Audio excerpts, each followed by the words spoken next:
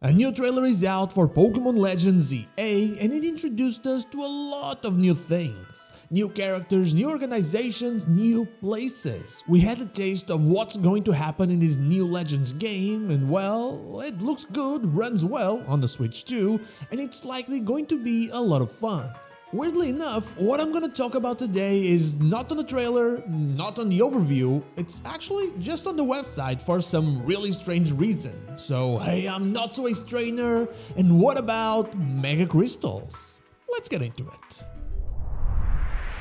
If you check the official Pokémon Legends Z-A website, you find this image and description, telling you about how to get Mega Stones. One of them is by actually getting Mega Stones from the Stone Emporium. Buying them is nothing new, as you could already buy some of them at the Stone Emporium in X and Y, and you could buy a bunch of them at the Battle Tree in Alola.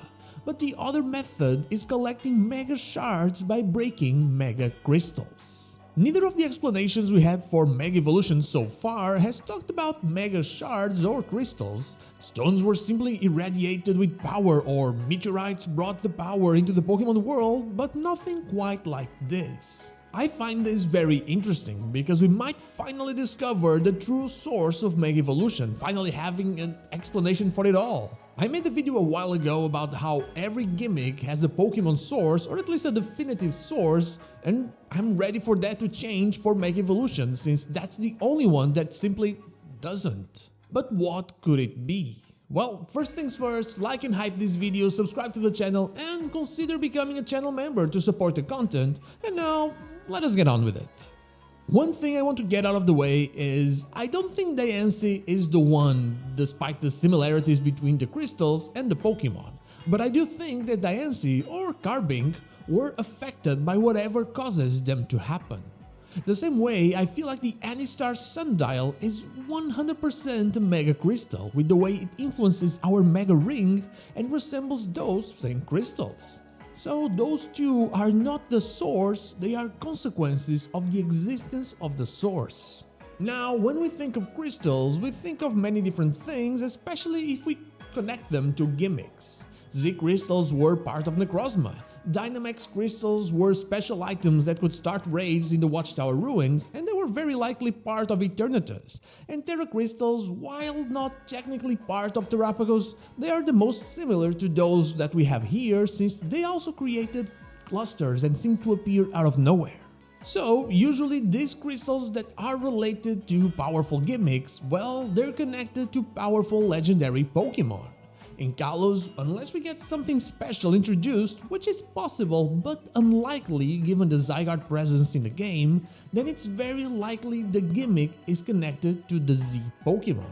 After all, Legends Arceus felt like a prequel to Pokemon Platinum, the third game, and Z-A likely works as a bit of a sequel to the Pokemon Z that we played in our dreams. But if you look at these crystals, then look at their colors and remember how the Terra crystals kinda match Terrapagos' blue, you can see that this pinkish color doesn't really match Zygarde's green. Then what other Pokemon do we have as options? Well, while not technically or officially a legendary or a mythical, we do have Eternal Flower Floette. Now you're probably saying that that doesn't match as well. Eternal Flower Floette is dark blue and dark red. But it's not really the Pokemon that I'm thinking of, but the signature move, Light of Ruin. This move has Eternal Flower Floette shoot a beam out of the Eternal Flower, which is said to contain terrifying power. Besides the Diancie and the Sundial, this is the only thing I found that seems to be related somehow to these Mega Crystals that we've never heard anything about in the past. But unlike Diancie, which is a mythical Pokemon sure, but not really the kind of mythical Pokemon that can be the face of something like this, Eternal Flower Floette and all the mystery surrounding it absolutely could. But what if I tell you that I don't believe it is actually Eternal Flower Floette herself doing something, but it is actually the flower? We know from the Pokédex entries of Floette that the power it draws comes from the flower it holds, meaning that Eternal Flower Floette's power and the fact that it is already more powerful than the regular Floette is because of the Eternal Flower. We also know that these flowers existed before the firing of the ultimate weapon. Eternal Flower Floette existed prior to the war, but Mega Evolution had never been discovered.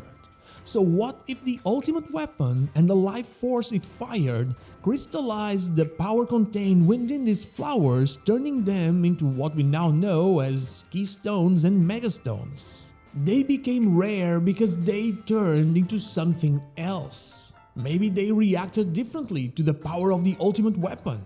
And that's why they are so rare in the Pokemon world. That's why not many trainers can use Mega Evolution. And something could have changed, something that made them more available between Gen 6 and then Gen 7, and that's why you can buy them at the Battle Tree. And we might have seen it starting actually.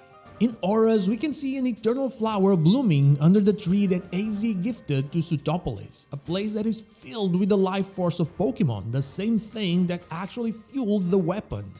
Maybe the constant events in the Pokemon world that make use of that same energy made some bloom once more. Maybe all the battles in the Z-A Royale or even the second firing of the ultimate weapon in X and Y just made Kalos have this energy blooming once again, and the flowers could then once more bloom there as well. Maybe we don't have a Pokemon as the source of Mega Evolution, we have the flowers. Flowers that can very much be alien and transported within meteors, just like Deoxys. That would explain Rayquaza's Mega Evolution, the sundial being said to have fallen from space, and Diance's creation through the pressure and heat of the impact from said meteor. But hey, that's just a theory, a tinfoil hat theory, so what do you think? Let me know down below, and thank you so much for watching, and I'll see you all on the next one.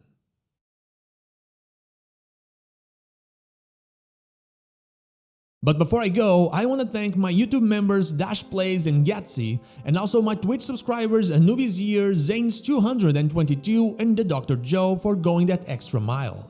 Thank you all so much.